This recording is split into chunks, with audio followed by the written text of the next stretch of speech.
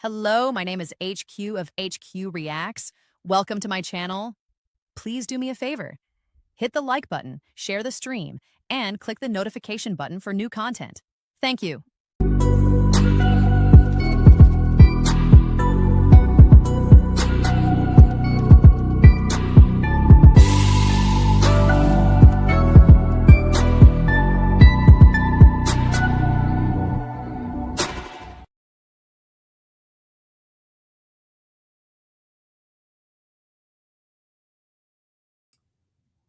Hello.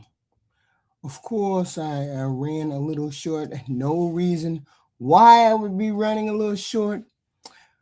Because I was. Now, y'all see the moniker. Y'all see the headline. Thank you for being here. Today, we're going to look at the Project 2025. Which is not just a plan on paper, and we have found that out. A big chunk of it has already been put into action. That means the policies you're about to see are not hypothetical. They're shaping government right now as we speak. Okay? Oh, shoot. Hold on. We'll play short clips. I'll play short videos and let you know exactly what we're doing and how far we have gone. Let's start with the first video. Let's start. This is what it means for the American people. President Donald Trump is now openly embracing the conservative blueprint he desperately tried to distance himself from during the 2024 campaign. Project 2025. I've never read it. I don't want to read it because that way I can be honest with you. I don't want to read it. In a post on his Truth Social site Thursday morning, Trump announced he would be meeting with his budget chief, quote, Russ Vought, he of Project 2025 fame, to discuss which federal agencies should be cut and whether the cuts should be permanent. Trump's comments represent a dramatic about-face after he and his campaign spent much of last year denouncing the massive proposed overhaul of the federal government that was drafted by many longtime allies and current and former administration officials. And they come up with this, I don't know what the hell it is. It's Project 25. He's involved in Project, and then they read some of the things and they are extreme. I mean, they're seriously extreme. Because he lied to the American people.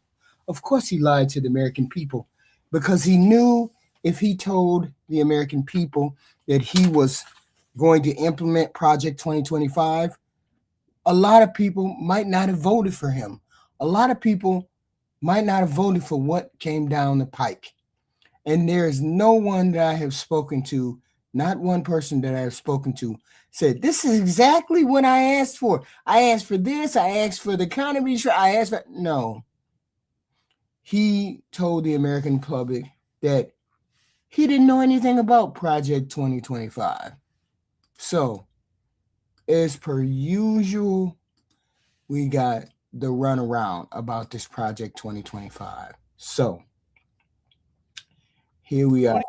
2025. Project 2025. Trump's Project 2025. Pennsylvania, how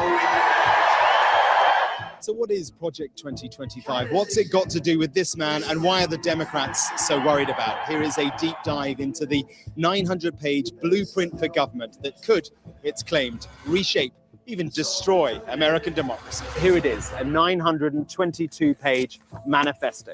It's written by an influential conservative think tank, the Heritage Foundation, and it lays out policy proposals should a Republican candidate win this November. And that Republican candidate would be one Donald Trump. Let's begin with the background. Project 2025 dates back to 1973. That's when the Heritage Foundation, based in Washington, D.C., was founded. Their mission, to mold America into a more Christian, conservative state. Key here is the idea that the Constitution guarantees liberties for each person to do not what they want, but what they ought, according to their understanding of God's law. And that is at the foundation of this entire document. And essentially what this boils down to is a vision of the country that privileges and prioritizes Christians and a particular version of Christianity. Heritage came to prominence when the organization wrote their first manifesto in 1981. They called it a mandate for leadership. Essentially, it aimed to roll back the state and unleash free market capitalism. President Ronald Reagan liked the ideas so much that he gave a copy to each member of his cabinet to review. The Heritage Foundation claims that among the 2,000 proposals, about 60% of them were implemented by the end of President Reagan's first year in office. It's no exaggeration to say that you've more than made your mark on American history. Tonight, I thank you, Heritage thanks you, and so does the conservative movement. The Heritage Foundation has published a mandate for leadership every election cycle for the past 40 years.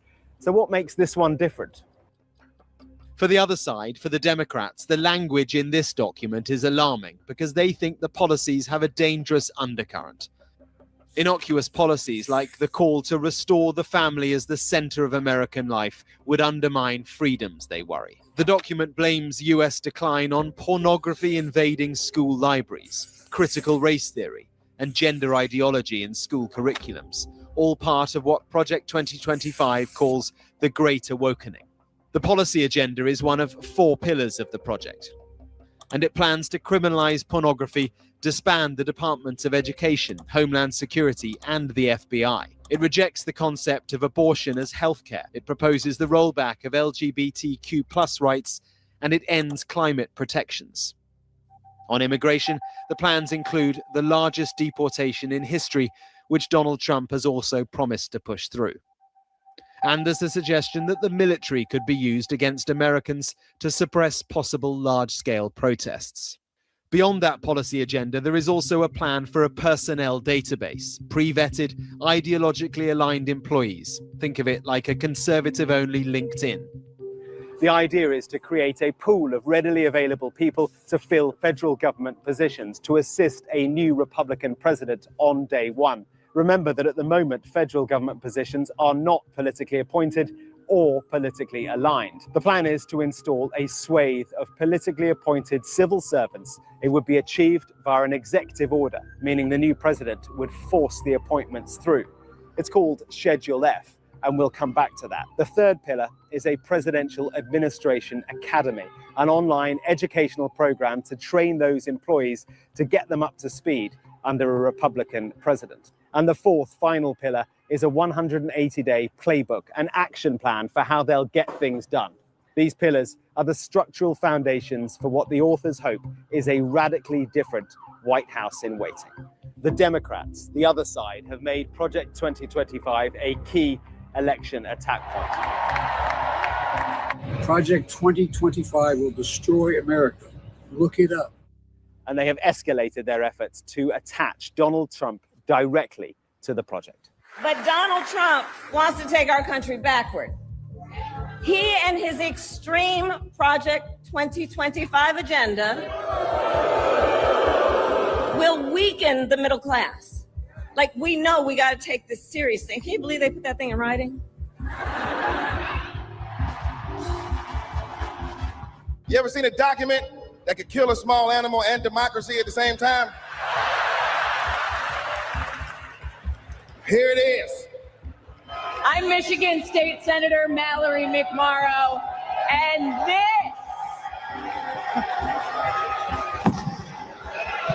this is Project 2025.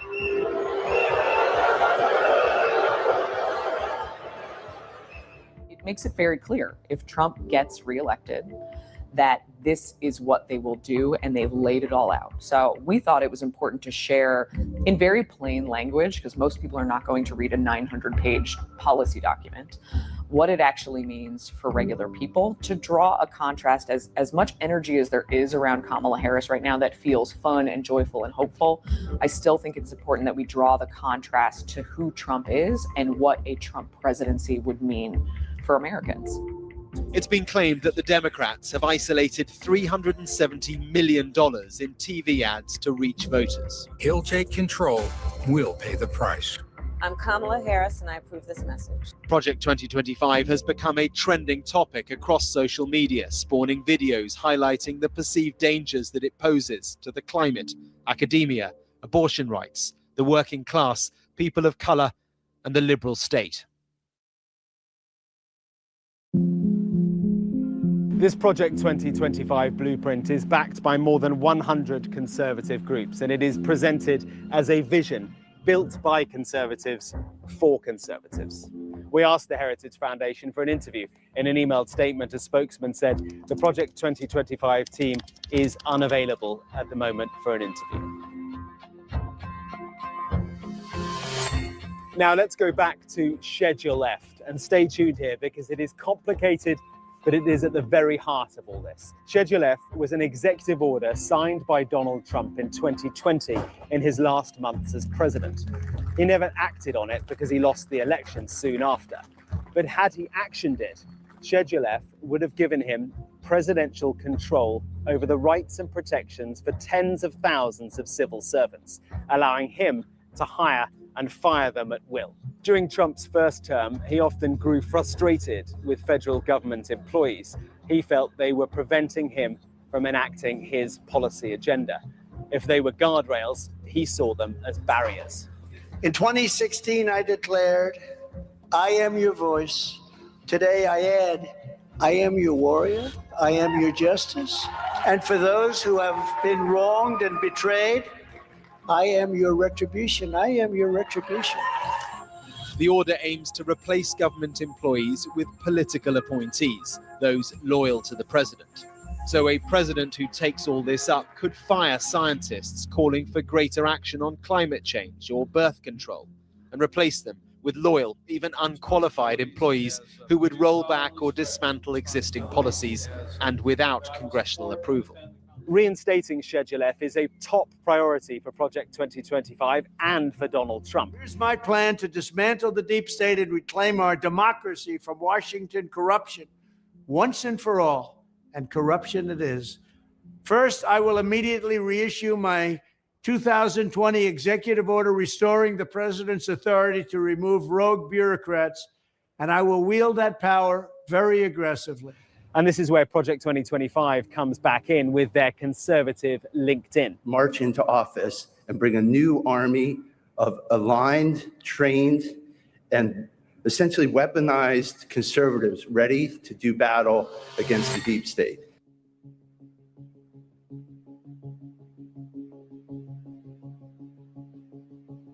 The plans have become so controversial that Donald Trump has tried to distance himself from the project after months of Democrats sounding the alarm. He's realized maybe that it's become a political liability. And so he's claimed to know nothing of Project 2025 or the people behind it.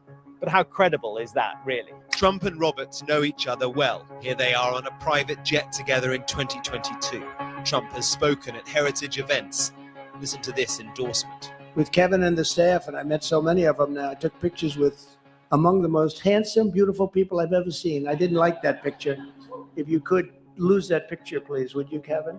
But this is a great, no, he says I won't do that. This is a great group, and they're gonna lay the groundwork and detailed plans for exactly what our movement will do and what your movement will do when the American people give us a colossal mandate to save America, and that's coming. Yet, at a rally in Michigan this summer, he said this. Like some on the right, severe right, came up with this Project 25, and I don't even know. I mean, some of them I know who they are, but they're very, very conservative, just like you have. They're sort of the opposite of the radical left. So y'all hear what the project is about. This right here stuck out to me when this person said this right here. This person said this. And bring a new army of aligned, trained, and essentially weaponized conservatives ready. Aligned, trained, and weaponized conservatives. This is wild. aligned, trained, and weaponized conservatives. This right here was the broad introduction of Project 2025, right? Basically a very, very detailed blueprint from conservative groups on how to run the federal government. But here's the big thing. A big part of this plan is already happening right now.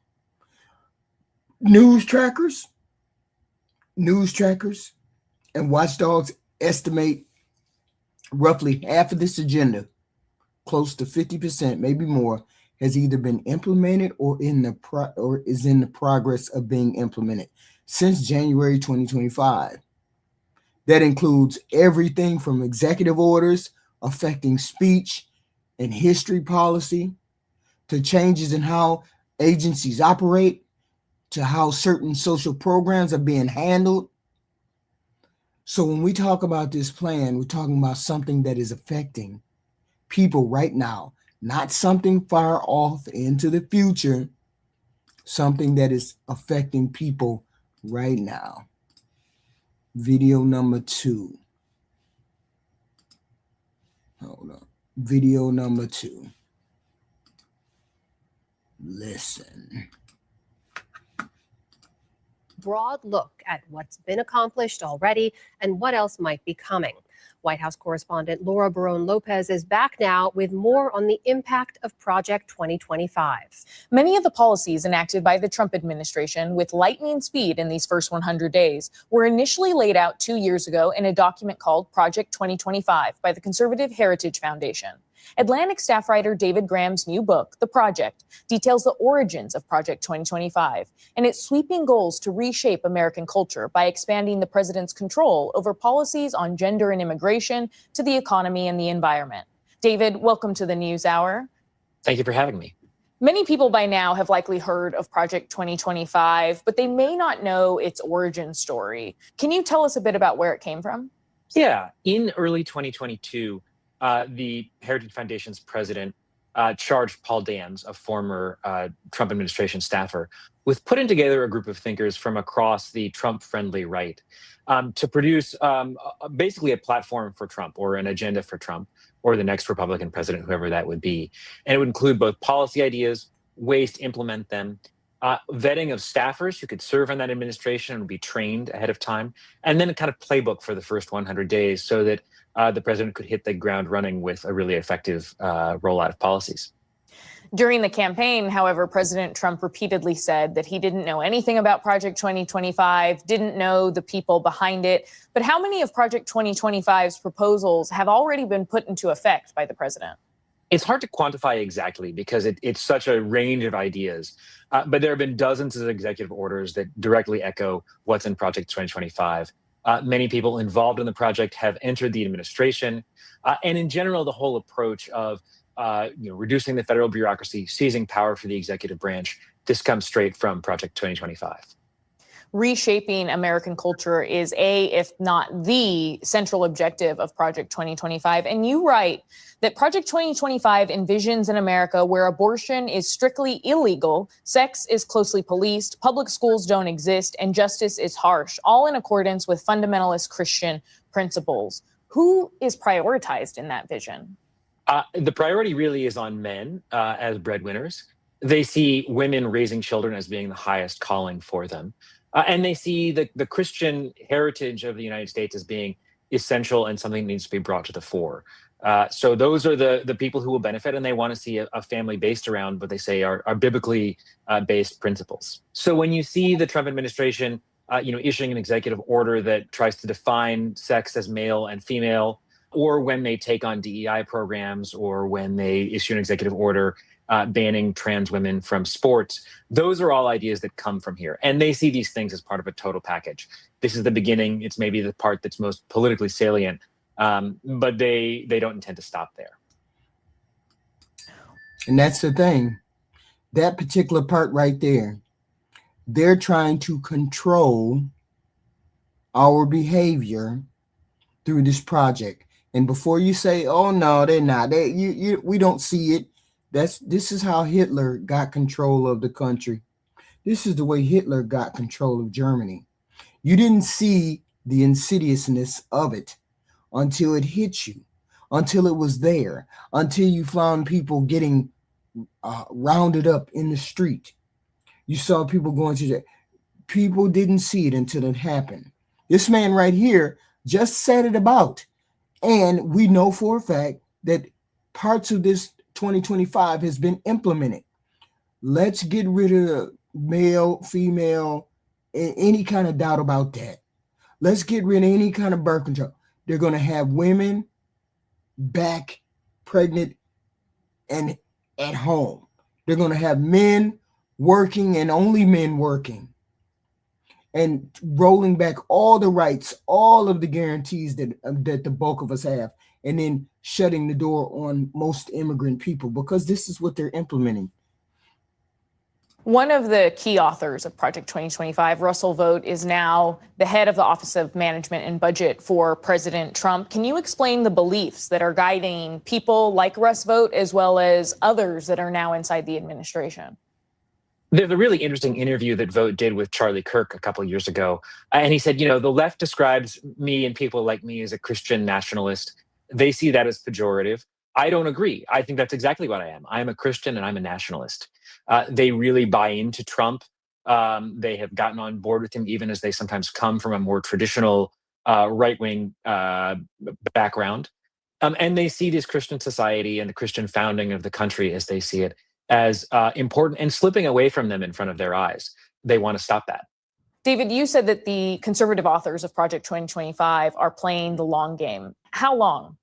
This is a question of decades. For them, I think the Trump administration is a little bit of a vessel, but they want to change the structure of society, and they want to change the structure of the government. They're looking back to roll back precedents from the Great Society in the 60s, from the New Deal in the 1930s, and even to the foundation of the civil service in the 1880s.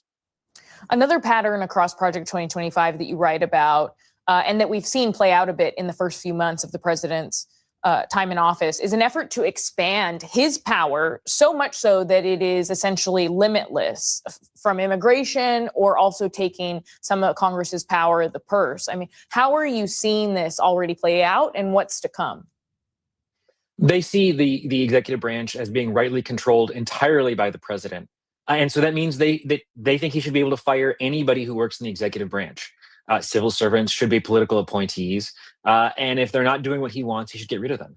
They also think he should be able to seize control of independent agencies, the FTC, the FEC, FCC, bodies like this that are established by Congress to be appointed by the president, but then to operate independently. And they also want to go through the traditional safeguards around things like the Justice Department, so they can operate as a tool of policy. And we see all of those things. We see the firings of civil servants and conversions under the so-called Schedule F. We see the Justice Department being used as a tool of retribution, and the White House firing specific line prosecutors. And then we see the firings of heads of independent agencies as well. So I think the plan is proceeding just as laid out. How does Elon Musk factor into this? And has he accelerated or disrupted any of Project 2025's plans? Musk is not contemplated in the plan. And when it was written, he was not yet fully on the Trump train. But I think he's become a really useful tool for them. So the sorts of attacks on the civil service that he's doing, the attempts to lay a lot of people off, are right in line with his ideas. And there's been a bunch of reporting showing how Vogt is working with Musk on these. Now, there are potential points of conflict, but I think they see him as a good accelerant for getting their things done. What comes next? What do you see the administration tackling in the months to come from Project 2025? They've been slowed down a little bit on executive branch changes, I think, particularly in the civil service. But we're going to see continued attempts to close departments like the Department of Education. And we're also going to see the slow attack on these independent agencies. There's also so many policy ideas in here that have to be done through the rulemaking process. And that takes time, and it takes getting their appointees in. But as those people get into place, there's a whole line of agendas for every department that they're going to start working through. David. So this clip covers where the project came from and what it aims to do to us. It's a conservative plan for reshaping the government and the priorities. I get all that. And it's a lot about shifting the power because we've seen that. We've seen this president fire a whole bunch of governmental people, okay? But it's not just a theory. Some parts of this plan are being reflected through and through, and I think some of the parts of the plan is done. For example, the executive order signed this year included one that aims to restore federal speech policies and limit federal involvement in content moderation. Another order reshapes how federal history institutions present American history. We've seen that. We've seen how this president has tried to get rid of DEI, get rid of black and brown heritages and things from the past, how that story needs to be told.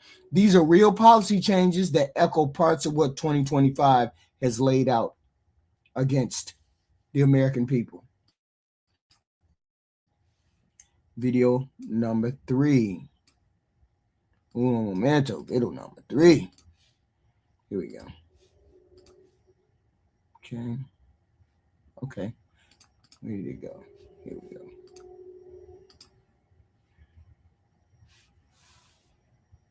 I hate when my does this. I hate when it does this. Come on. Following the year in review, we're taking a look at various issues and various events, and looking back and reminding people how we got here, what happened. And I'm excited that our guest today is David Graham. David is the staff writer for The Atlantic, and he is Oh, I hate when it does this. also the author of a book called The Project, How Project 2025 is Reshaping America, which came out earlier this year. Back in April, David and I sat down to talk about what exactly Project 2025 is. And now, as part of our year in review series, we're here to talk about what has happened and how much of Project 2025 has been enacted. And I'm excited to talk to you, David. Thank you so much for joining us. And before we talk about what and the number of things that have actually been put in place by Project 2025, can you give us a quick sort of primer on, not to be confused with primer, which is what you put under paint, a quick primer on how Project 2025 originated and how it came about in the first place? Yeah, sure. So back during the Biden administration, a group of conservatives working inside the Heritage Foundation mostly decided they wanted to put together a plan so that the next Republican president would be able to execute better than they felt like Trump had. And so they put together a policy agenda, a plan for how to do those things. And then they also put together a database of people who might serve in such an administration. And they gathered a bunch of right-wing groups to put this together and put together this 900-page document. And then that has served basically as a kind of blueprint for the Trump administration ever since. And they seem to be following that plan really closely. And many of the people involved have taken prominent roles in the second Trump administration as well. What would you say, David, was the overarching goal? I know there are many different aspects to Project 2025, but if you had to encapsulate it, what would you say the goal of this document was? So I'd say there's like a political goal and a social goal. And the political goal was to really empower the president, make an extremely powerful president with control over things he never had, to sideline Congress, to sort of sideline the courts, and create this really powerful federal government. And that was all in the service of the social goal, which is to create a kind of Christian traditional society, which is what they would like to see the U.S. become. And do you think this is a direct reaction to kind of changing demographics in this country? The fact that by 2044, that there will be a majority minority population in the United States? Or what do you think was the impetus for this kind of document and these kinds of goals? I think that's part of a general fear that inspires this. They have this sense, a sort of apocalyptic sense of where America is going, that leftists and Marxists are taking over, that DEI is taking over, that wokeness is infecting everything. And so they wanted to push back on all of those things and take them out of government and then also take them out of society. it's very much motivated by this fear, though, that like the America that they love or the America that they want to see is slipping out of their grasp. You know, during the campaign, when Donald Trump was asked about this, he basically said he really didn't understand what it was. He distanced himself from it. It was sort of like an Alfred E. Newman. What did Alfred E. Newman say? What, me or What, me worry? Yeah, what, me worried? Yeah, exactly. Thank you. Glad someone remembers Alfred E. Newman. But then, of course, in October, he posted on, he posted on Truth Social, Vote, he of Project 2025 fame, to determine which of many Democrat agencies, most of which are a political scam, he recommends to be cut, and whether or not those cuts will be temporary or permanent. So, talk about this admission and how significant it is. And while we're at it, tell us a little more about Russell Vogt.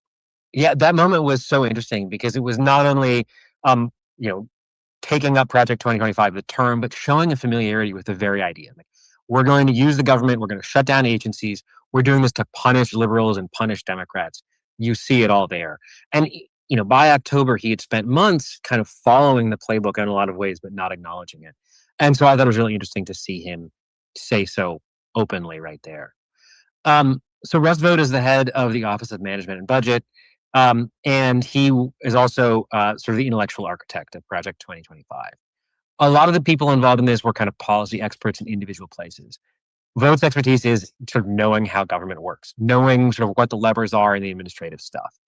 And his vision in Project 2025 was to use OMB as a kind of nerve center for this right-wing takeover of government, to use it to figure out who to fire, who to hire, to tell agencies and departments what to do, and sort of push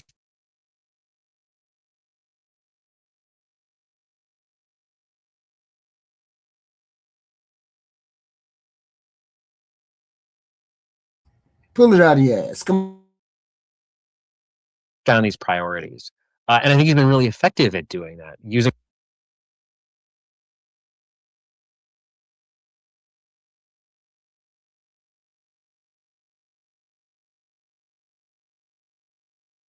it to sort of, manage the federal government, deal with all the things that Trump doesn't really pay that close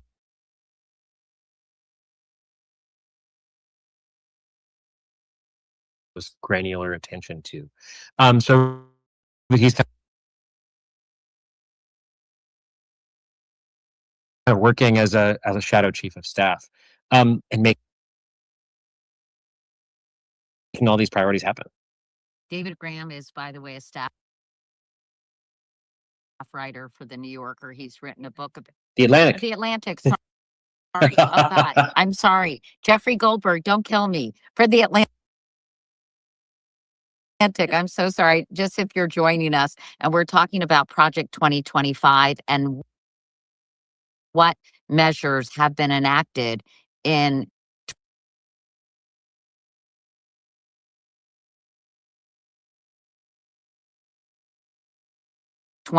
in 2025 and what it means for the future. So let's talk about Project 2025 and the tracker, which has been tracking all 319 objectives.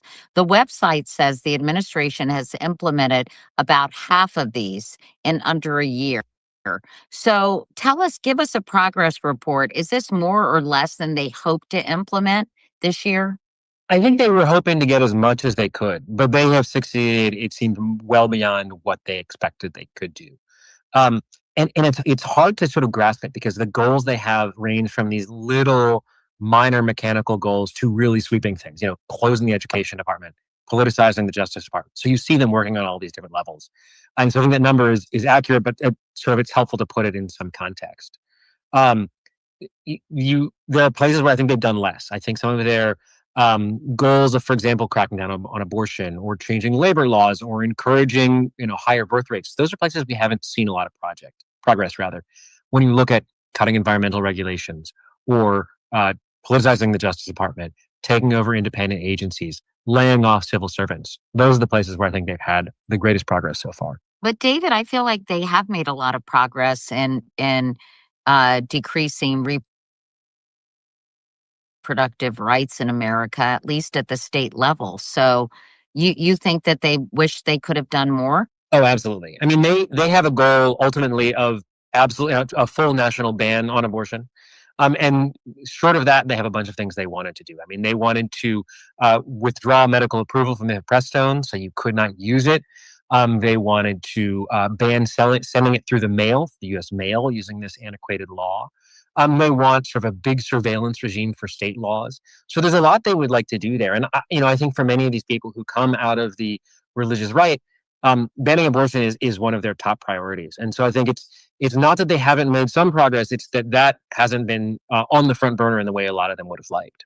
And by the way, today at around 5:00, 4:30, 5:30, sorry, I am thank God my producer Julia is here. I'm interviewing Jessica Valenti, everyone, who's been tracking everything that's happened at a state level having to do with abortion as we look back on the year in reproductive rights. So we should make it clear, I think, David, that Project 2025 isn't just coming out of the White House. As you mentioned, it's the DOJ, OMB, the FCC, the FTC. How have all these offices managed to kind of work together and catalyze these drastic changes over such a short period of time? Because it had to be pretty well orchestrated, no? That's right. And I think part of that is getting the right people from their perspective into jobs. So I think the Federal Communications Commission is a great example of this. It's an agency that is technically independent. The officials are appointed by the president and approved by the Senate. And then it operates on its own historically. The head of the FCC is Brendan Carr, who wrote a chapter on the FCC for Project 2025. And he is basically acting as an agent of the White House. So we've seen him, for example, threatening ABC, famously in the case of Jimmy Kimmel, and basically saying if you don't take him off the air, there will be serious consequences. We've seen him threatening CBS, demanding transcripts of interviews and sort of bullying them, threatening not to approve mergers. We see this potentially as a matter again now with a Warner Brothers sale. And so we can sort of see how that would work. And I think that's a preview. Just this week, the administration was at the Supreme Court arguing for the right basically to be able to fire any of the heads of these agencies. And if they succeed, which it looks to most court watchers like they'll succeed at least on some level, they'll have the power to turn many of these agencies into sort of functional political arms in exactly the same way. At DOJ, we see how they're using federal prosecutions basically as a tool to punish political opponents. James Comey, Letitia James. These are not prosecutions that make a lot of sense based on the merits, but they do make a lot of sense if you're trying to punish your opponents and intimidate the opposition. They've gotten very little opposition to enacting this because Congress has basically rolled over. What impact would the midterms, if in fact the Democrats win back the House, what impact will that have on implementing some of the things that Project 2025 is recommending but have yet to take effect? It's an interesting question what that would look like. And I think I'm still sort of trying to wrap my head around it. In many ways, what has made the difference is Congress has just done nothing. And in the process has yielded a lot of these rights up to Trump. And where they push back is really on things that are about their very specific prerogatives, like the filibuster. Senate Republicans, when Trump said we should abolish the filibuster, that's one place where you saw Senate Republicans pushing back because many of them have been in the minority and they want to have that if they're ever in the minority again. But on policy issues, you don't see that. And I think the result is many of these things are done. It's a little bit late to stop some of them. A Democratic House would have a big effect on oversight. We would get a lot more transparency. We would presumably see subpoenas. But so much of what he's doing is not about legislation. Republicans passed basically one huge piece of legislation and have done very little else because they've decided to go around Congress rather than using it to get the things they want done. And this is what I say, what I've said all along. We really don't have a Congress because they've gone along with everything that has been implemented. And we've seen some of the most damaging parts of this 2025, getting rid of all of this government help, bringing in Doge, so Doge could bring in Palantir, so Palantir can implement a surveillance of all of our documents, of all of the things in the government. It's an insidious whole program. in which people need to read and figure out what's going on, what your government is doing. I say push back on it simply because the bulk of us are not Christian. The bulk of us in this country are not Christian. The bulk of us, some of us are Baptist, Muslim, I don't know, Hebrew, you name it, Jewish. The bulk of us are not Christian. And for them to implement a program that benefits them and doesn't benefit anybody else, because now they want to get rid of all Muslims, they want to get rid of all of it, they want to have all of that kind of stuff thrown out the window. It's a dangerous thing. Just looking at in my research that was put together for me, the argument for and against Project 2025. And I thought it was very interesting. Supporters argue it provides clear, actionable plans for efficient governance, restores traditional conservative principles and values, reduces bureaucratic inefficiency and government overreach, strengthens executive authority to implement unified policies.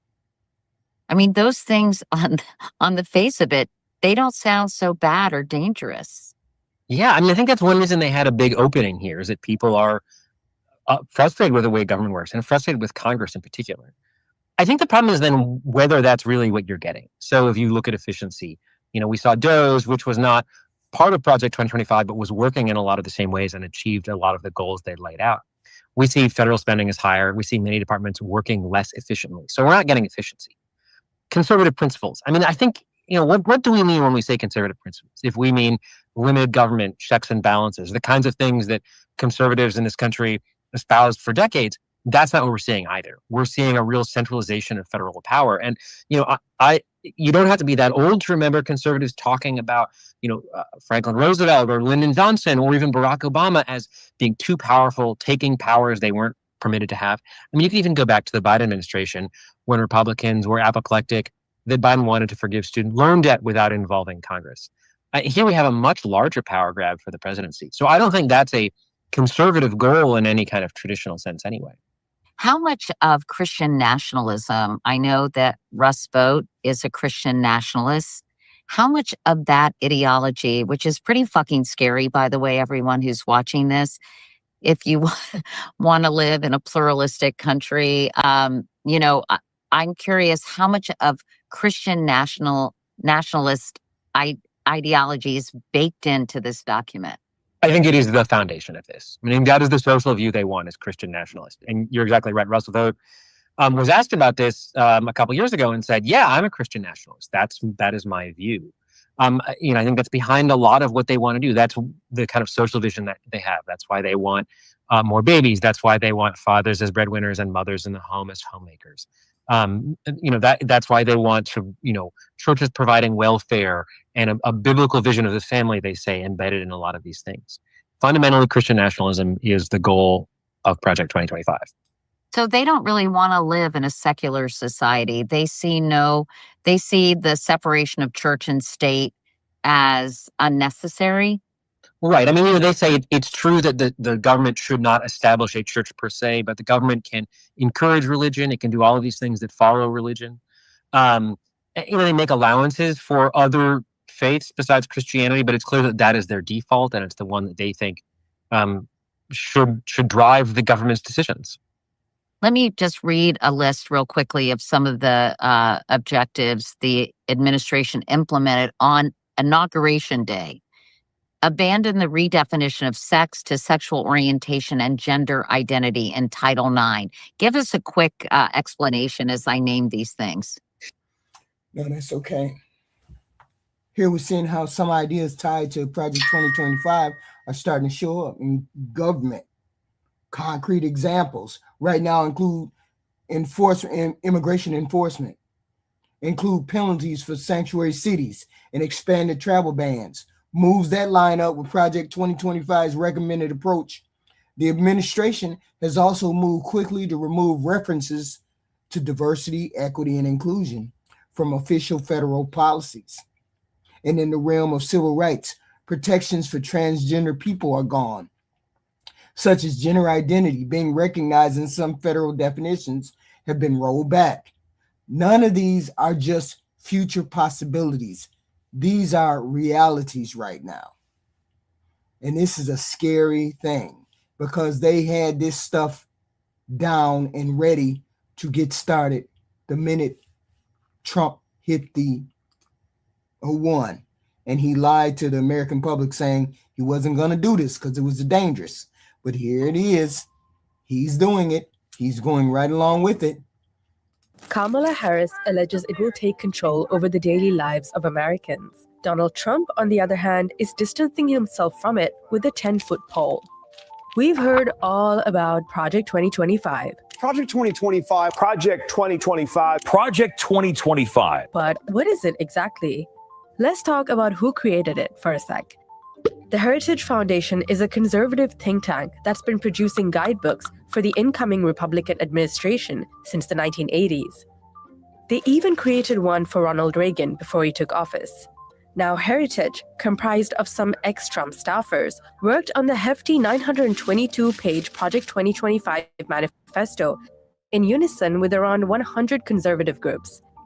It was devised after Trump's previous presidency, which was pretty chaotic with high staff turnovers, defections, and leaks. Heritage took lessons from it and appeared to streamline the Republican manifesto to bolster loyalties. Project 2025 is essentially an overhaul of the federal system, and it reads as a how-to guide for the president to take control of bloated federal departments, ranging from which executive orders to sign, what positions to set up, and refocusing the aims of federal institutions.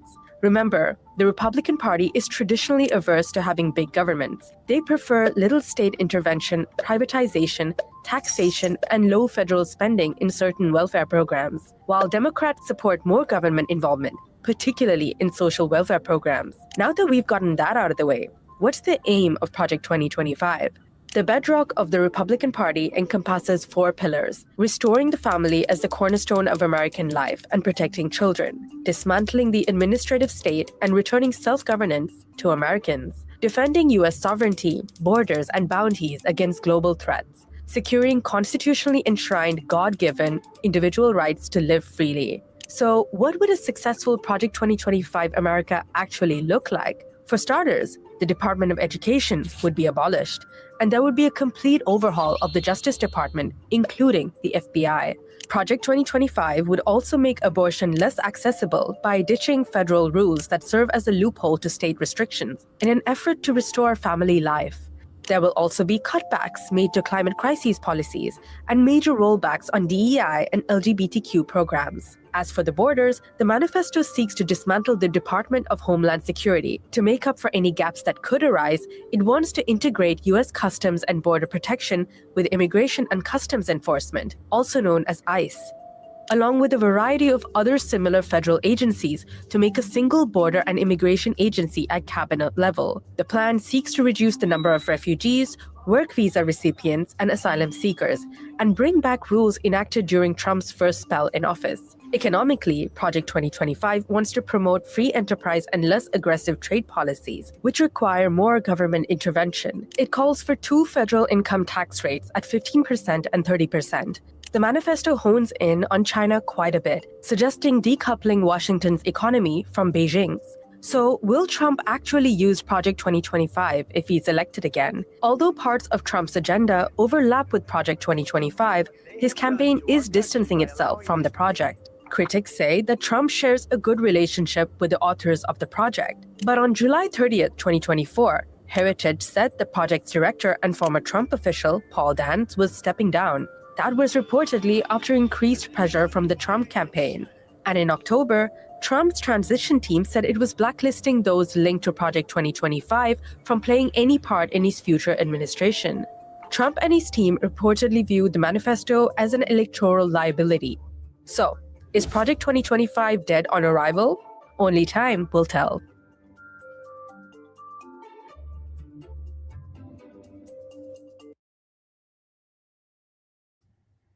That was a quick look at the broad goals of Project 2025. Reallocating power and adjusting major policy decisions.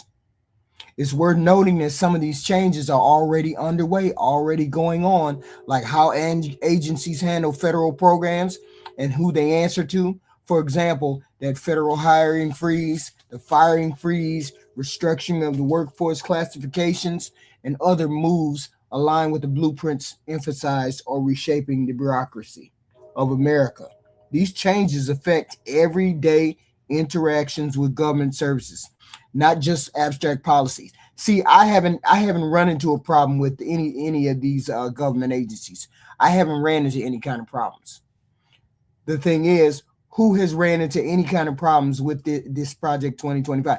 Have you found out that things that you used to be able to do with the government is not there? I have no idea. I haven't ran into any problems yet.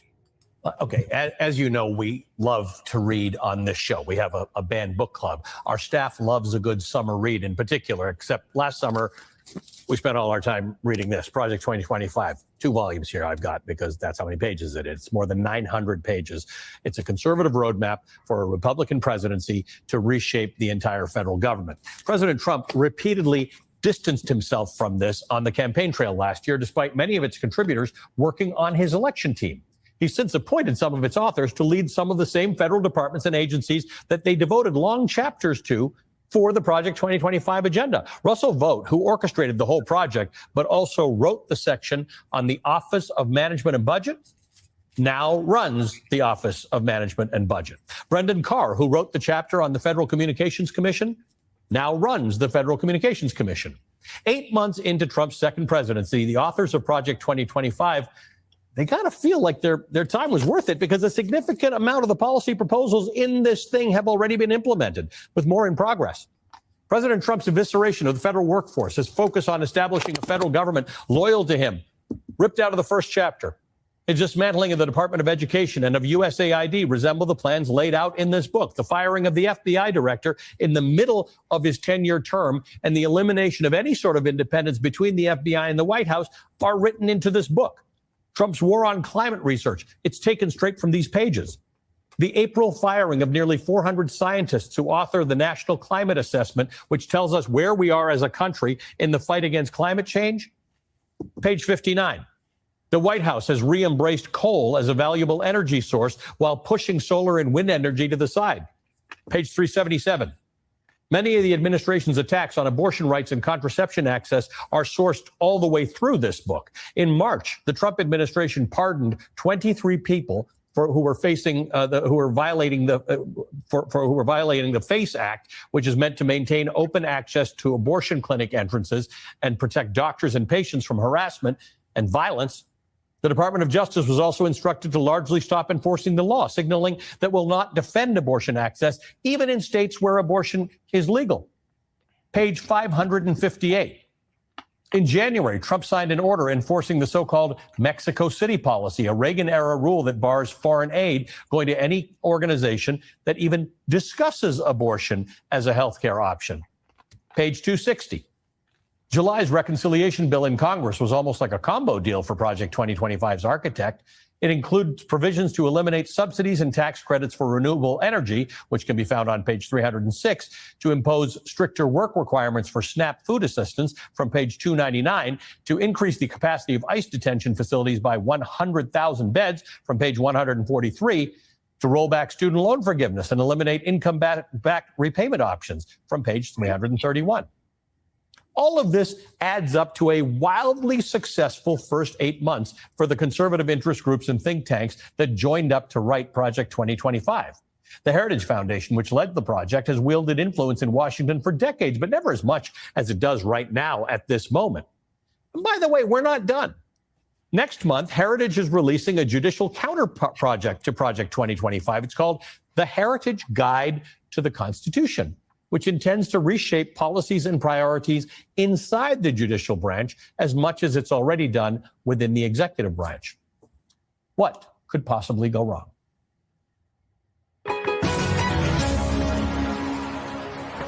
I'm joined now by David Pepper, former chairman of the Ohio Democratic Party and author of the timely book, including 2025, Don't let this happen, America. He wrote a Substack series on Project 2025. Also with us, Angelo Carasone, chair and president of Media Matters for America, a nonprofit media watchdog, who also, I mean, these guys were on top of it all the time. So, David, let me start with not a detailed Project 2025 question as much as a strategy question.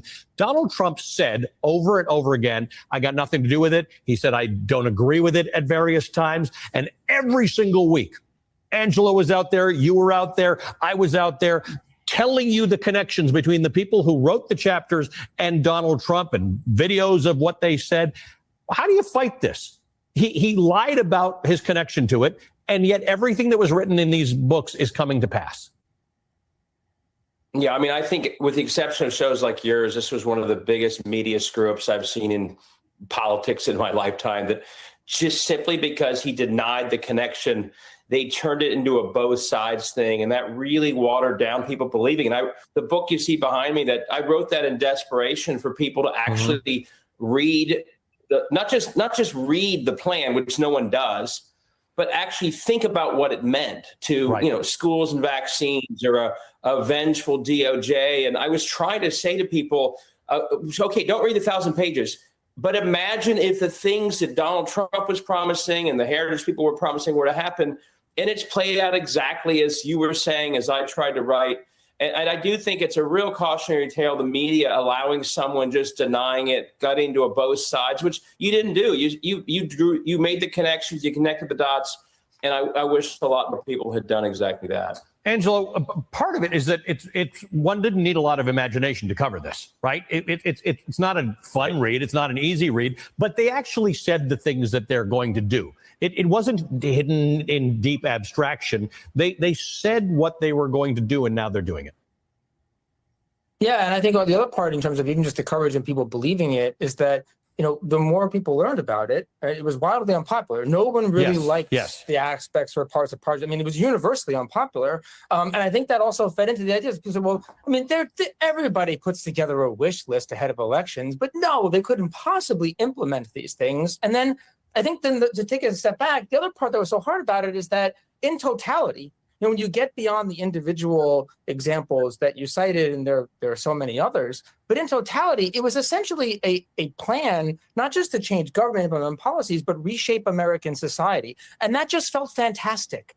Because, oh, come on, that's just a fantasy. Of course, that's what they're saying, but they're not going to actually try to reshape American society through all of these changes. And I think that made it really hard for people to fully internalize the fact that a vote for Trump and putting Trump in office was actually a vote for putting Project 2025 into effect and all the consequences that come out from there. And so part of the problem, David, and you've written about this as it relates to states.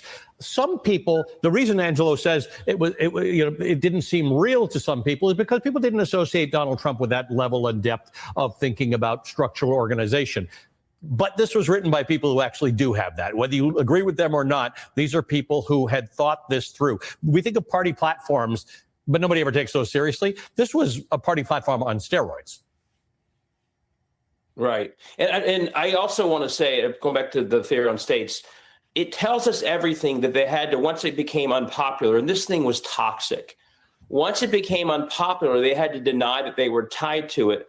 So, okay, this is interesting, Angelo, because you talked to my former colleague, Jeff Bennett, on PBS about this, and you articulated this very well, in which you said they needed a bad guy and they needed a good guy in Project 2025. The bad guy was the deep state, which, by the way, they articulated exactly who they mean in this book, so it's not a nebulous term. The good guy, not necessarily Donald Trump, but a unitary executive, an all-powerful executive, which would fight that deep state. That's right. And that is a simple story for people to understand. They tapped into the animosity that they had cultivated for so long around the idea of this abstract deep state. And the argument was you need something very clear to fight it, good versus bad. It's a simple thing for people to rally around and organize with. And that is fundamentally the story of Project 2025. And that's where I think this gets, when we talk about reshaping society, here's a perfect example. There's nothing in Project 2025 that specifically says we're going to use the National Guard to invade DC and invade these cities to implement this policy. But when you read 2025 in total, what it basically says is that the unitary executive needs to use the military and military powers to enforce its policies across the country, and in particular in bringing states and cities to heel. And that's riddled throughout it. So what it does is it not only sets up this idea of good versus bad, but then it starts to weave together the types of examples and illustrations that the good guy, in this case, the unitary executive, can step outside the bounds of the norms, break all those norms in order to fight these bad guys. And that is, we're living in the manifestation of Project 2025 come to life right now, beyond just the individual policy prescriptions. David, I mean, we could all lose a lot of sleep over what was in this, the fact that we warned people and people still voted for it. What is the option? What's the other option? Should people who don't like this have their own Project 2029? What should be done about this? I mean, I do think we need better short, medium, long-term planning on the pro-democracy side. I think that's very clearly the case. So much of what we do is simply reactive, playing defense and not offense. I've actually seen lists flying around of people starting to think this way. A friend of mine in Congress is laying out, Greg Landsman, who's my congressman, he's laying out a plan on policy. I see others laying this out. I do think we need better planning like this. One of the things, the National Guard is one manifestation, but one of the things that we're completely losing sight of is another example. You know, after John Bolton had his house raided, J.D. Vance was literally saying, we are doing this and we are doing that. Just like Donald Trump is announcing results of the investigation in Utah. That is all Project 2025. Before this, you had the FBI doing that. It was separate. It wasn't politicized.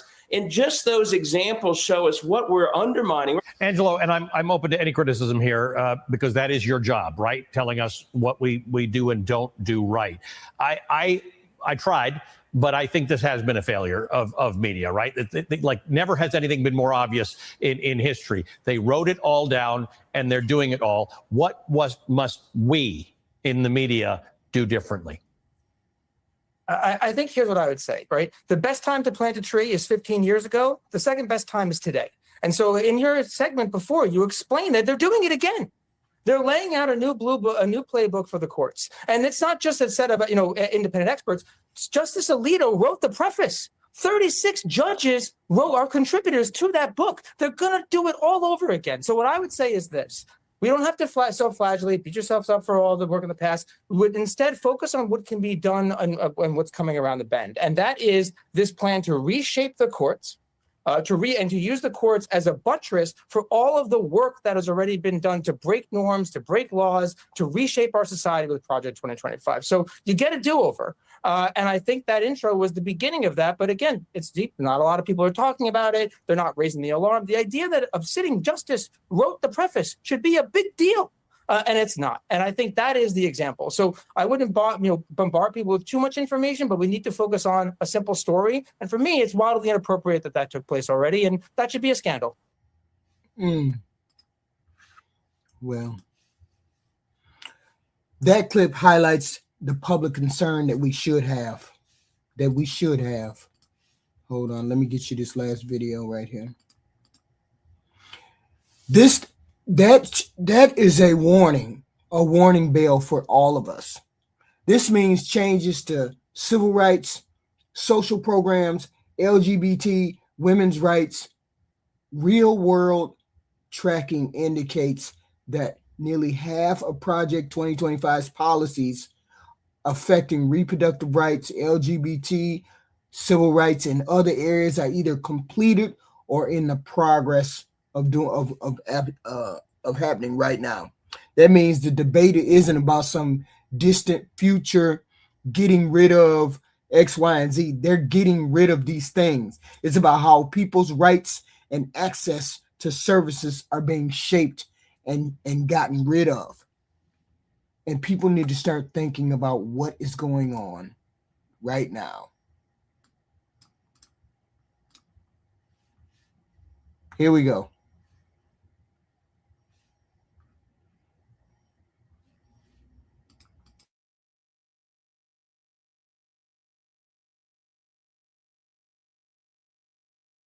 Hello, I'm Matthew Spaulding, Vice President of Hillsdale College. I'm at our Washington, D.C. campus, where I'm also the Dean of the Stephen Amy Van Andel Graduate School of Government. I'd like to speak to you today about our common purpose, about America's common purpose, the things that are inherently American and that are at the heart of American conservatism. In the eyes of many in the world, this every 4-year ceremony we accept as normal is nothing less than a miracle. Today is the concrete expression of a stunning fact. These 200 years since our government began.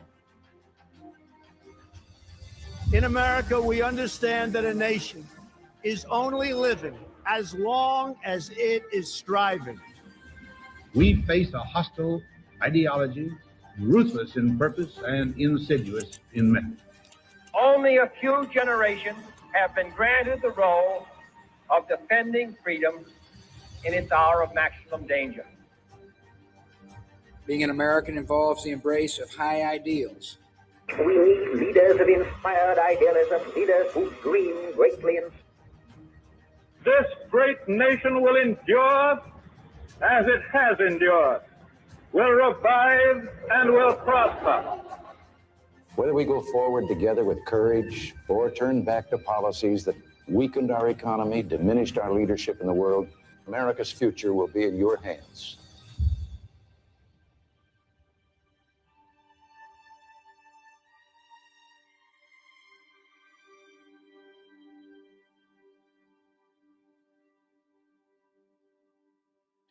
There are many things upon which we disagree concerning domestic policy, foreign policy, economic policy.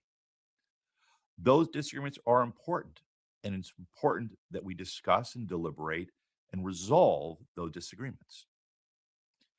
But those disagreements should not blind us to the things we hold in common, the more important and higher aspects of America's purpose, but also the things we wish to conserve.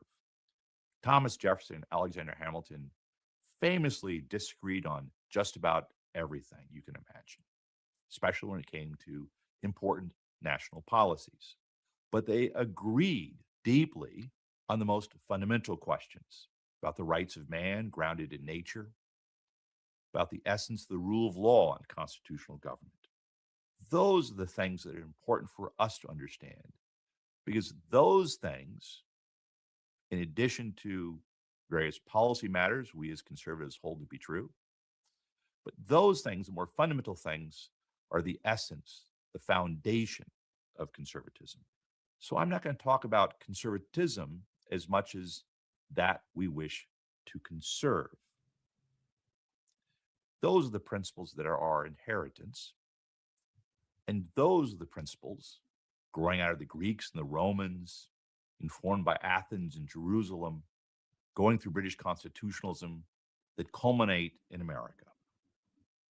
So as we deliberate and discuss the policy questions that we need to determine, it is important to keep in mind the larger objective, which is to recover, to restore, to conserve, and to save our country. Every nation derives some meaning from underlying ideas, from its ethnic background, its character, common religion, a shared history. But this country is actually different. It was founded at a particular time, in a particular place, by a particular people. And it is that rich heritage of ideas, especially those stated in our core fundamental documents, that define us still as a nation and as a people. America was revolutionary, but not in the way we normally think of that word, especially if we have in mind the French Revolution or the communist revolutions in Russia or Cuba. It was revolutionary in the sense of ideas. It was in the minds and the hearts of the people, John Adams once wrote. That was a source of the real American Revolution. It was about the ideas upon which a nation was to be established. ideas that are applicable to all men in all times, as Abraham Lincoln once said. And they proclaimed that principle rather than will was to be the ultimate ground of government. It was at a particular time in history that these universal ideas became the foundation of a particular system of government and a particular political culture. And that revolution culminated not in the guillotine, but in constitutional government, a government that is long endured. Those ideas, which we want to discuss briefly, are found in the Declaration of Independence and the Constitution. Those ideas still define us as much as they are debated in many parts of our media and culture. And they define us because our system points backward, not merely historically backward, but as a practical matter. Our first law is our highest law, the Constitution. And our system, in principle, is built upon the foundations of the Declaration of Independence. Those ideas, that Constitution, still are beacons for everyone in the world. They're still warnings for despots around the world. And they are still the brightest lights and the greatest inspiration for freedom and liberty in the world, but especially here at home.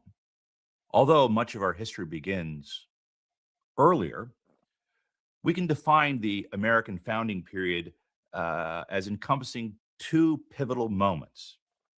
One is between 1775, the opening, the Battle of Lexington, and the Treaty of Paris in 1783, the American Revolution. And the other is after the Revolution, in 1785, when it starts earnestly getting a movement towards the Constitution. And then perhaps 1797, the constitutional period at the end of Washington's first administration. And those two periods are dominated by two monumental documents, the Declaration of Independence and the United States Constitution.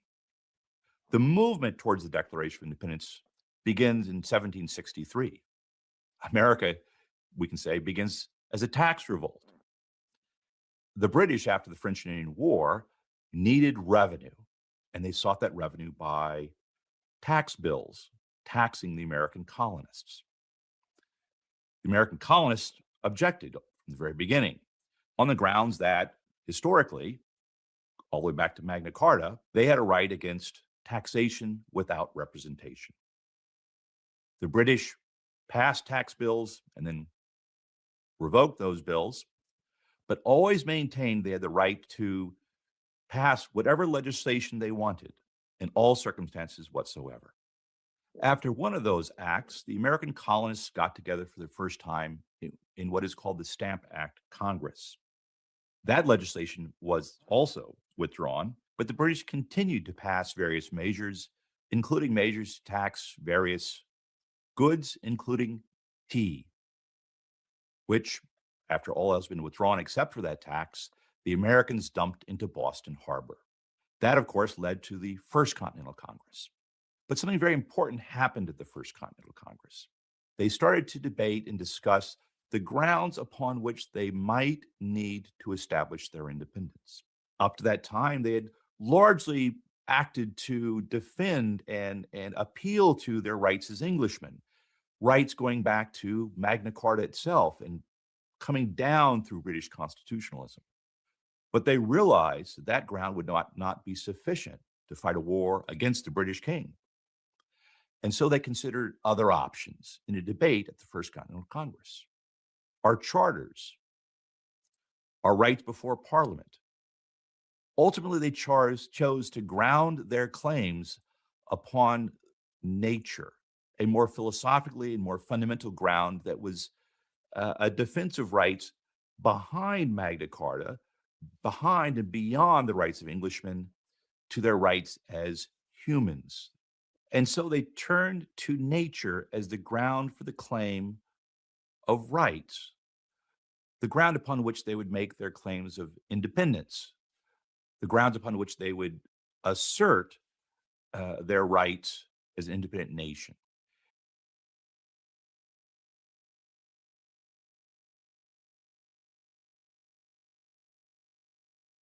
So here's what we saw. Project 2025 isn't just about a document. A significant portion of its ideas have already been implemented. From immigration enforcement to federal policy shifts, civil rights changes, agency restructuring, we're seeing all the real actions that align with this blueprint. It's dangerous. These changes impact everyday life, what services people can access, how rights are protected, how agencies prioritize work. This is a blueprint to prioritize white men.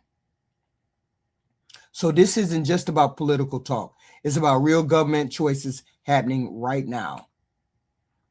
And everybody, when they voted for Donald Trump, this is what they ushered in. Trump has officially carried out 50% of Project 2025's agenda. Here's where we are after less than a year in office. Of the 319 total actions it called for, almost 200 of them are either completed or in progress. So we looked at what's still left to do on the list, and you guys brace yourself for what's coming next. First, Trump has already laid the groundwork to replace the Reproductive Health Task Force with a pro-life task force, something that Project 2025 calls for. In fact, they even suggest renaming Health and Human Services to the Department of Life, so we'll see how far that goes. Also in keeping with Project 2025, Trump is fighting in court to expand expedited removal nationwide, which is deportation without a hearing. Right now, this fast-track process is really only at the border, but if Trump succeeds, another 2.5 million non-citizens could be deported without due process. On the media front, Trump has already adopted parts of Project 2025's media crackdown, and next he could permanently bar journalists from the White House. 2025 argues, quote, no legal entitlement exists for permanent press access at the White House. And one of the biggest items still in progress, Project 2025 calls for giving the president the power to fire large numbers of federal workers at will, overturning long-standing Supreme Court precedent. Well, guess what? The Supreme Court is currently considering a case that would give Trump this power. We at Newsgirls will keep tracking and reporting on Trump's actions and how they align with Project 2025.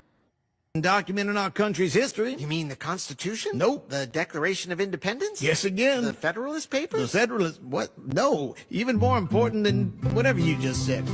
Oh shit, we can't do that listening to that. We can't listen to the music. We'll be messed up. Republicans are creating for a possible second Trump term in 2025. And let me tell you, this plan should terrify every single American. It is really, really bad. This whole plan is being fueled by the Heritage Foundation and former Trump administration officials. And their idea here, with a nearly 1,000-page Project 2025 handbook and an army of Americans, is to completely destroy wokeness, the deep state, and give Donald Trump more power, basically power over the entire executive branch. At the heart of the plan, Trump-era conservatives want to gut the administrative state within by ousting federal employees they believe are standing in the way of the president's agenda and replacing them with like-minded officials more eager to fulfill a new executive's approach to governing. Basically what that means is anybody who works in, for example, the IRS, the EPA, the Department of Justice, and they don't agree with Donald Trump will be gone. Gone. Fired. Day one. Gone. And instead, they're going to replace those people with people who will do Donald Trump's bidding and anything he asks them to do. Much of Donald Trump's agenda would be accomplished by reinstating what's called Schedule F, a Trump-era executive order that would reclassify tens of thousands of the 2 million federal employees as essentially at-will workers who could be more easily fired. As it stands now, just 4,000 members of the federal workforce are considered political appointees who typically change with each administration, but Schedule F could put tens of thousands of career professional jobs at risk. Donald Trump and the people behind this plan would be looking to fire up to 50,000 Americans who work in the federal government, especially in agencies of which Donald Trump is not a fan of. There would be a top-to-bottom overhaul of the Department of Justice, particularly curbing its independence and ending FBI efforts to combat the spread of misinformation. It calls for stepped-up prosecution of anyone providing or distributing abortion pills by mail. There are proposals to have the Pentagon abolish its recent diversity, equity, and inclusion initiatives, what the project calls the woke agenda, and reinstate service members discharged for refusing the COVID-19 vaccine. There are even efforts to jail teachers in this Project 2025 plan for just talking about reproductive rights. And if sexuality or gender or anything like that is discussed in the classroom, well, Project 2025 endorsers think that they should be jailed and registered as offenders. Project 2025 also completely denies climate change in pursuit of more oil in the Middle East. And just picture this, under Project 2025, with the consolidation of power in the executive,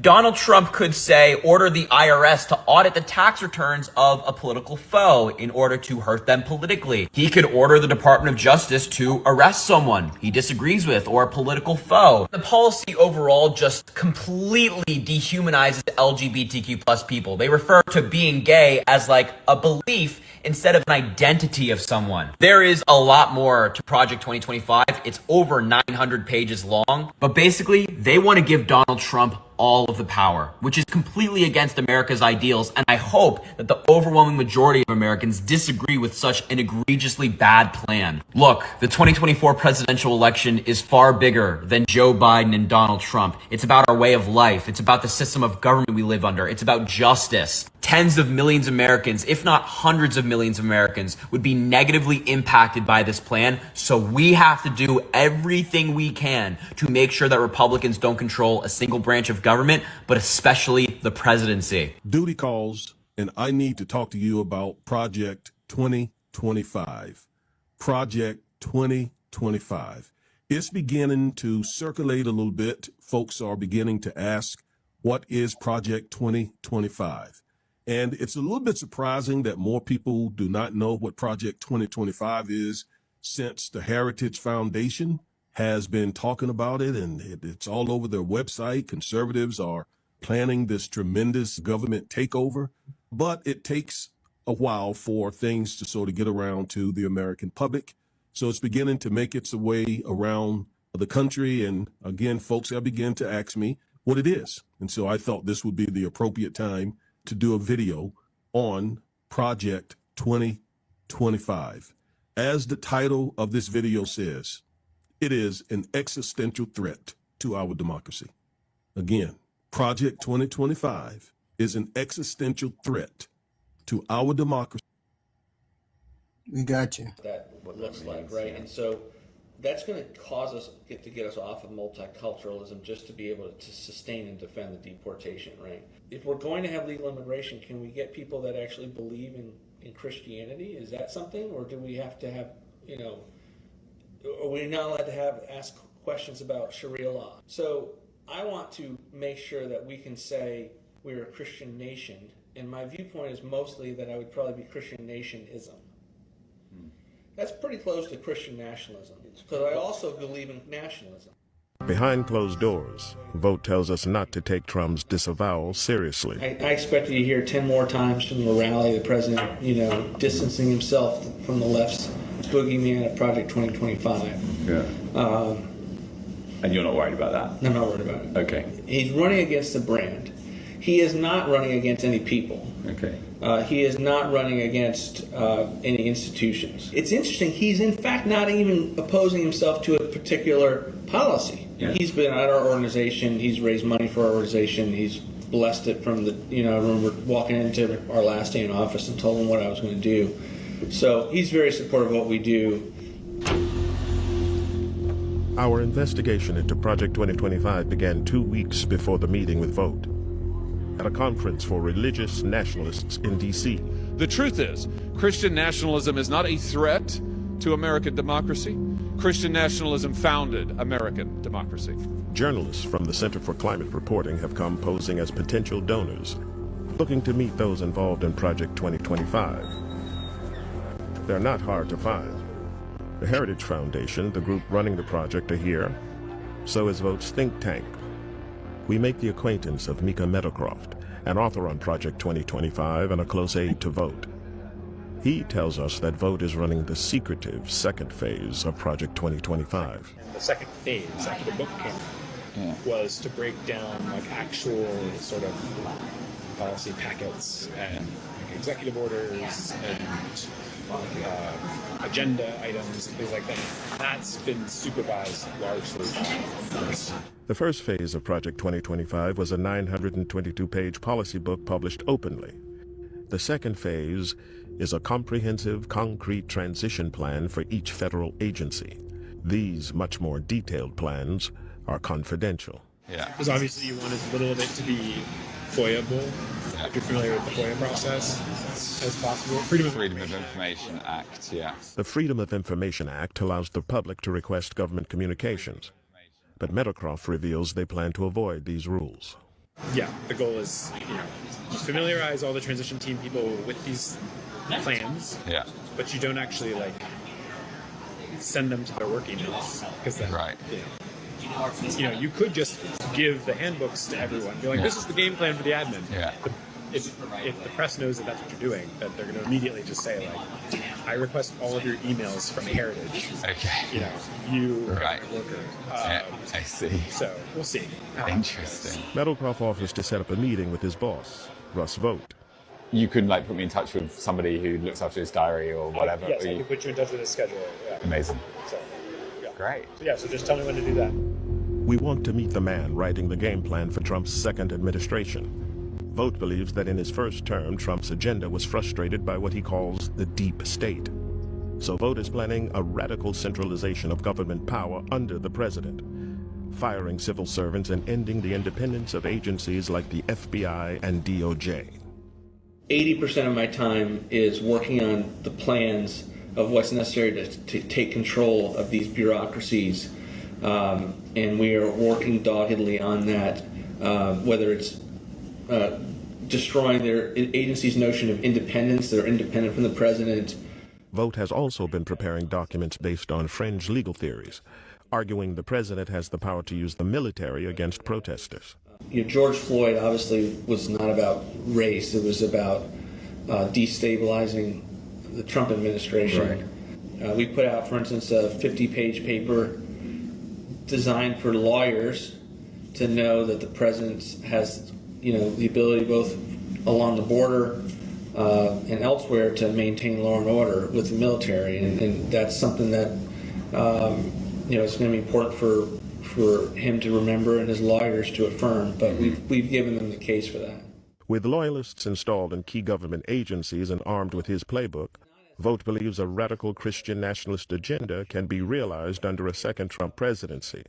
For example, on abortion. So I think the president's actually come up with a strategy that works so long as you are giving people like me in the government the ability to block funding for Planned Parenthood, block funding for fetal tissue research. But what I've told people is he had the most pro-life record ever. I've never seen him take it to stand in the way of a pro-life initiative that actually was real, politically and with momentum. And for Vogt, Trump's pick for vice president shows he's serious about pushing this ideological agenda when in power. So I am very happy with the JD pick. I think it's transformative for sure. And he's, think of him as a member version of what we do. So there's no think tank, no policy organization, no battle plan creator other than us for the worldview that I think Donald Trump has and that JD has. And so that's why JD is more dangerous than Donald Trump, because he ain't out of his mind. He ain't senile. He ain't 80-some years old. He's a young version, and he can think on his feet much quicker than Donald Trump ever could. And he can implement exactly the way he wants things to go. That's why I keep saying they're going to make JD the right wing's guy. They're just, the Republicans are going to fall in line because they have no thought process at all. They make sure that the Republican Party doesn't have a thought process. They put somebody in front of the Republicans, and that's who they're going to vote for. You're going to vote for JD. You're going to go down the rabbit hole. You're going to stand in line. You're going to do all the things that they want you to do, and they're going to control the whole government. They're going to control the lives. They're going to make people continue to be poor.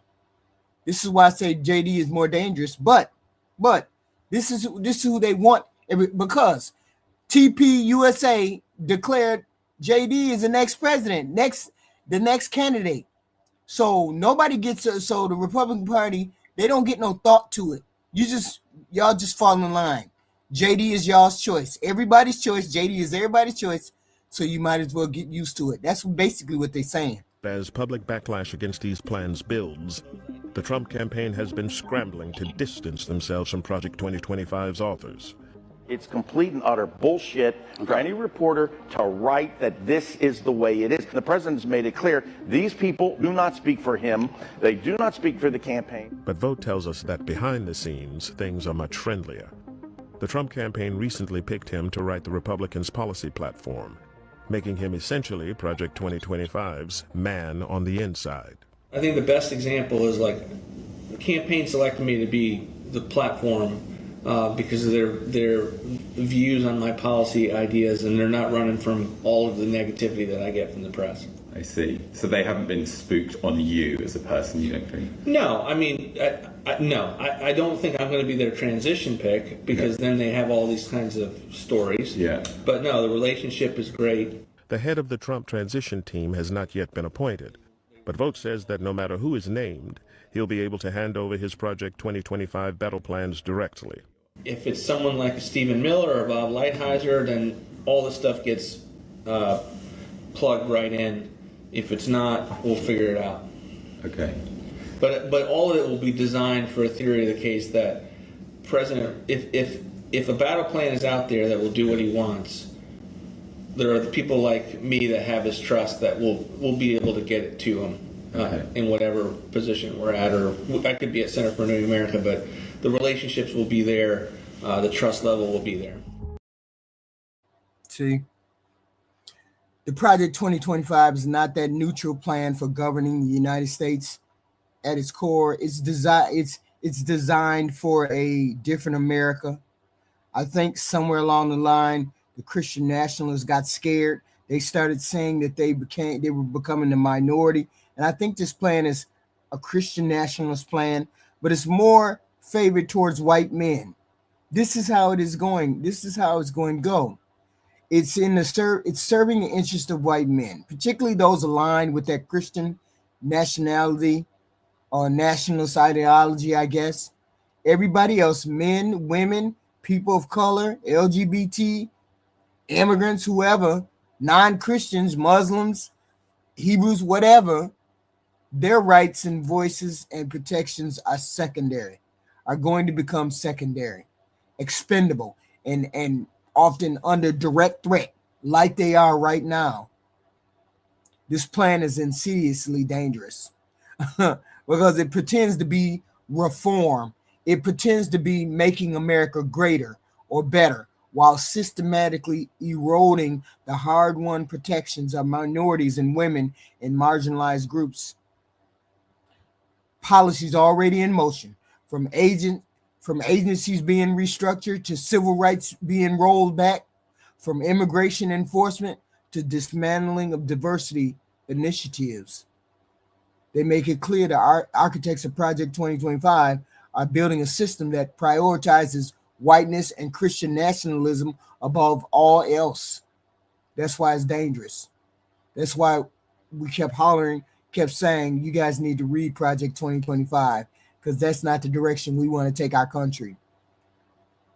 For anybody else who is not white, this is a direct threat to safety, opportunity, and representation. And the first move, the first battle cry, the first shot is getting rid of all the immigrants, all the people that are black and brown that don't belong here. Then they're going to start on the other people that don't belong here, the other foreigners that don't belong here, until they weed out all of the people that they want to weed out. That's in Project 2025. That's exactly what they're doing. Okay. So if your mom and dad are Italian, or your mom and dad are Jewish, or any number of things, your mom and dad are Chinese, Asian, your mom and dad are from Brazil, South America, oh, you're going to be on that you're going to be on that train to get the fuck out of here too. For anybody who's not white, this is a direct threat. Decades of progress in civil rights, education, healthcare, social equity are being deliberately undermined with this project. The goal is to return the country to a time when minorities had no voice, You minority, if y'all remember, the Italians, the Irish, all they didn't have no voices. They used to didn't have no voice. They used to be hated when they came here. Asians used to be hated. Asians was there in internment camps. The minorities didn't have no voice, no power, and no legal protections. Cubans, Haitians, all of that. They kicking all of those people out. These are the people they said they were going to kick out. These are the people they said they want to get rid of with no legal protections. The president has already went to court to try to make sure that he could throw y'all's ass out without any kind of due process. He done went to the court to see if he could throw your ass out without no due process. When the nation is run exclusively by white men, this is what they're trying to get back to.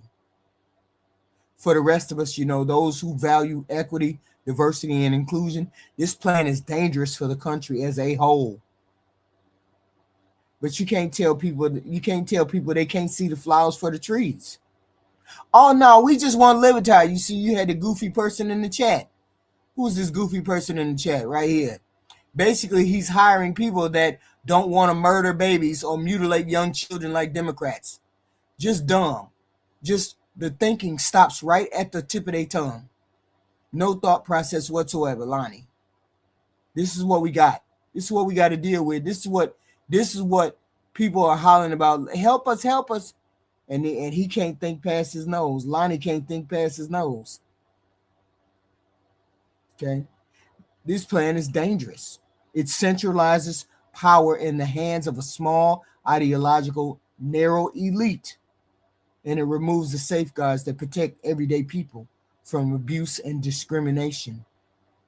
The very structure that make the United States safe and just for everyone else are being reshaped to serve the interests of white Christian men, leaving the rest of us vulnerable, in shock, and without help. When I heard JD say, I don't want to apologize for being white male anymore, that shit put shivers up my spine. I don't know who the fuck JD is, but JD got some explaining to do. But he's the right guy. And seeing as how y'all zombies for Donald Trump, you're gonna be zombies for JD Vance, because they're gonna try to make you zombies for JD Vance. Okay. Project 2025 is not a policy agenda for all Americans. Not for all Americans, it's not. It's a plan for exclusion, control, and consolidation of power around one demographic, the white demographic.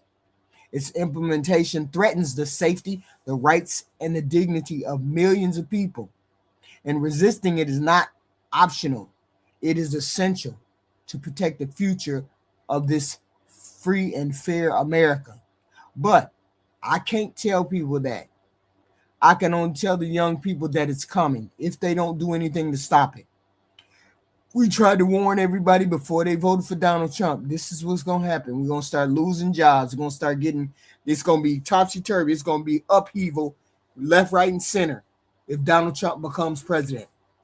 You ain't going to have a day's peace. Everything going to be up in the air. Everything that you don't want. People say, oh, we wanted all this. The only reason why you say you want all this is because it doesn't affect you. But the minute it affects you, then you want to fight. The time to fight is now for all the other people that it is affecting. For all the other people that it is affecting. This is the scary part. That we have people who don't care that this is what is being implemented. Hopefully everybody hit the like, share, and subscribe button. This was our presentation for this Project 2025. You know, I like Project 2025. I learned a lot from Project 2025. It's scary to me that we got a world that this is the way we're heading, unless the Democrats is the only one that will stop it, and the people have to put the Democrats in place to stop this plan. And the people who say, no, ain't nothing wrong with this plan, you need to read the plan. Because the plan, if you're not a white male, this plan is not for you. It's not being implemented for you. It's being implemented so white Christian males can be in charge. If you're not a white Christian male, you're not the one they're looking for to be in charge of anything. You're going to be regulated to second-class citizen. Seeing as how they want to get rid of the civil rights. But nobody can tell you anything. You got to figure it out. You got to read. You got to do what you got to do. I appreciate it. Hopefully you guys hit the like, share, and subscribe. I appreciate all of you being here for this content. I appreciate y'all. I will see you tomorrow. I definitely will see you tomorrow because I will be back here. I will be back here.